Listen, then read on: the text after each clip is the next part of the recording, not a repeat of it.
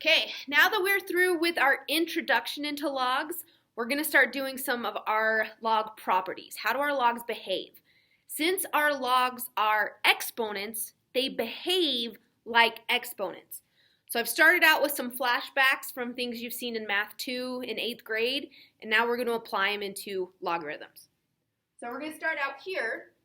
This is when we're multiplying common bases. So x squared times x cubed. To simplify that, we add the exponents. So remembering that logs are exponents, if we add logs, that means we were multiplying our bases. So addition and multiplication go together with logarithms. So I can condense these two logs together as the log base 2 of x times y. Since I'm adding my logs together, they condense using multiplication. Okay? Same idea if we're dividing our common bases. So I have x to the 5th divided by x cubed. To simplify that, we subtract the exponents.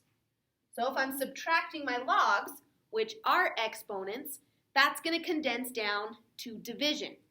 So this is going to be log base 3 of x divided by y.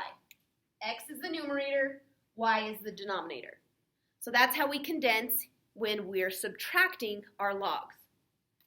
Our next one here is if we have an exponent raised to an exponent.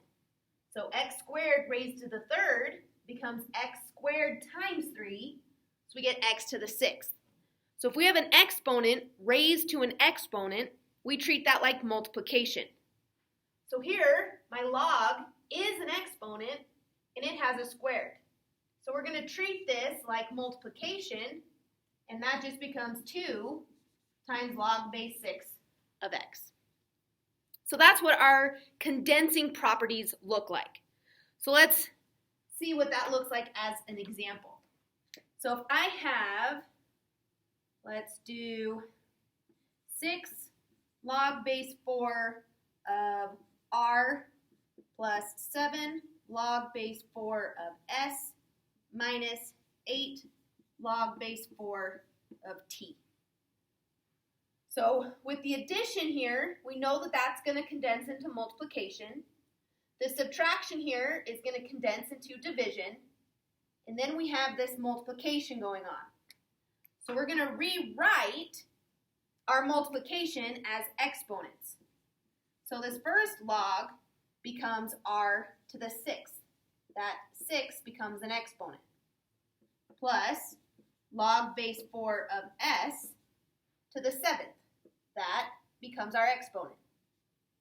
Minus log base 4 of t to the 8th. Again, exponent. Now we're going to condense with our multiplication and division. So we're going to condense down to one log, log base 4. We're going to have r to the 6th times s to the 7th, because we're adding those two logs together.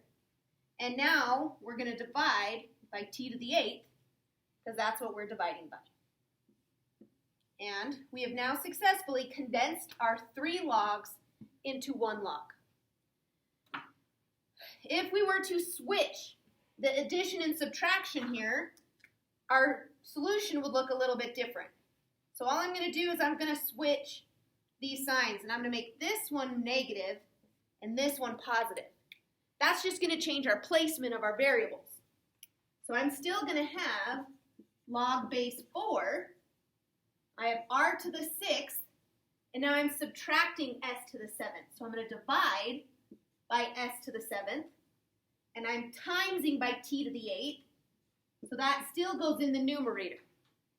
Even though it looks like I'm multiplying s to the 7th and t to the 8th, it's just one piece at a time, and this would be my condensed log. So there's some practice problems posted. Take a look. Let me know if you have questions.